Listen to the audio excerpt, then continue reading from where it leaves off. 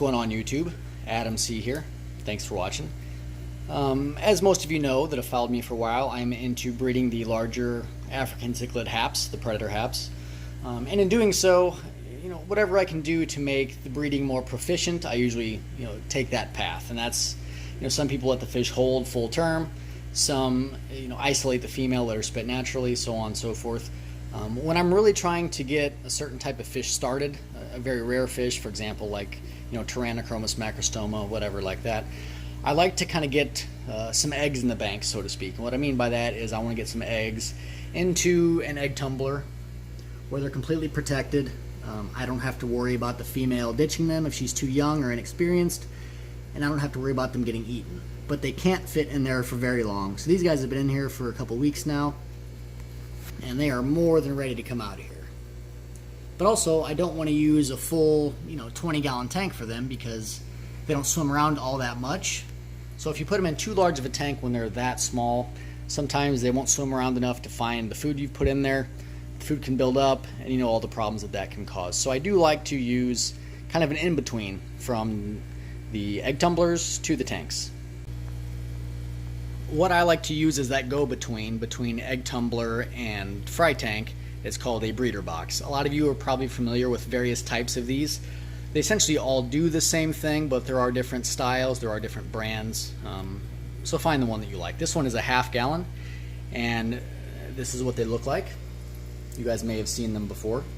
What it is, it's just a ½ gallon holding tank.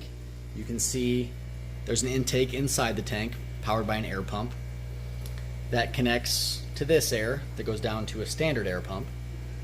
And then you have the ½ gallon holding facility. And also it comes with several dividers here like this. You can pop them in, so if you want to keep multiple different species of fry in the same grow out, you can certainly do that.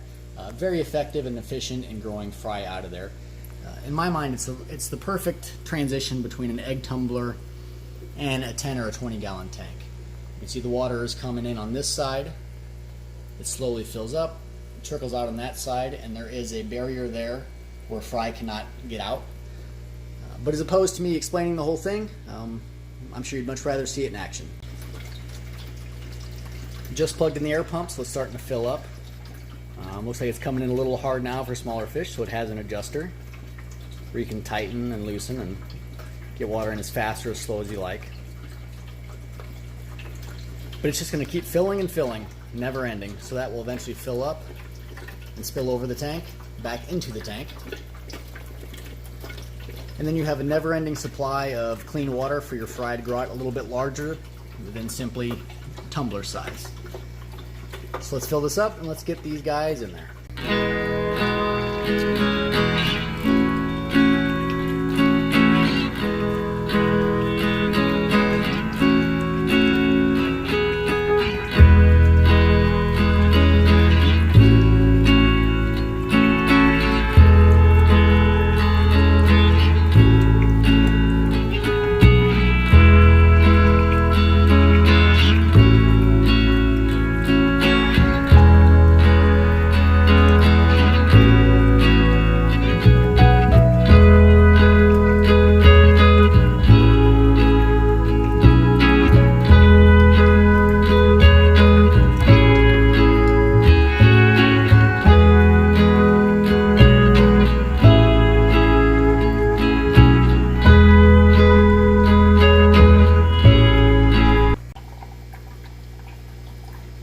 The Niagara fry have started to settle in their new ½ gallon home.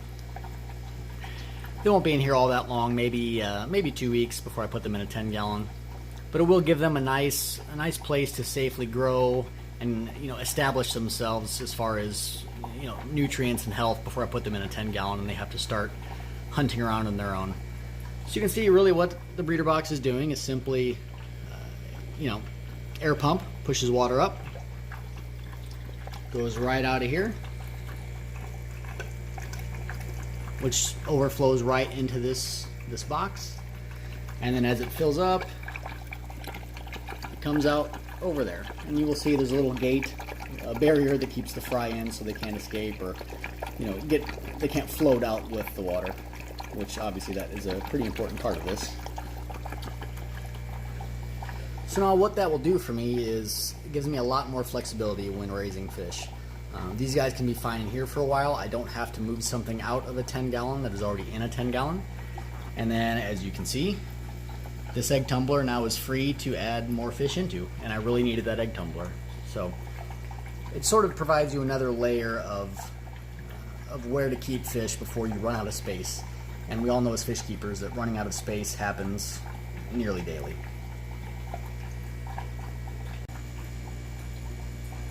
Now it's first feeding time. You can see the macrostoma want to eat them, but the first feeding was referring to feeding these little babies here. There's a little hole just in the top of the lid, right there. You can drop whatever kind of food it is that you like to feed your fry, be it the powder stuff, or a lot of people really prefer to feed like 6mm pellets to these types of fish, and the reason is it'll go in, it'll sink, it'll soften up, and they just peck at it all day long. So that's a really good option for you as well. First time they're ever eating food outside of ingesting their egg, so it's always exciting to see that.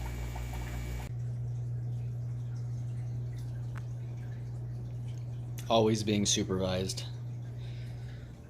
Always. So let me know what you think, guys. If you know that something that you think works better than this, please let me know.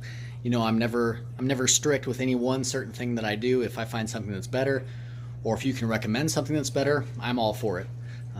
Let me know if you've tried the breeder boxes before. Let me know, what brand you've used.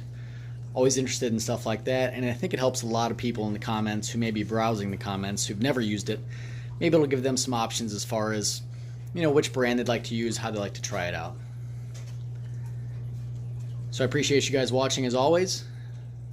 Big unboxing coming very, very soon with really rare fish, and it cost a lot of money to bring it in. So if you stayed this long, hopefully you're excited that there's a new unboxing coming. It might have to be my last unboxing for a while because I'm certainly not rich. But that's the African cichlid hobby. But there are good things, such as holding Acudiceps. Good things to help make up some of that money. So anyway, guys, I appreciate you watching as always. Please leave your comments, opinions, whether it's good or bad. Let it fly. You're not going to offend me. See you guys next time.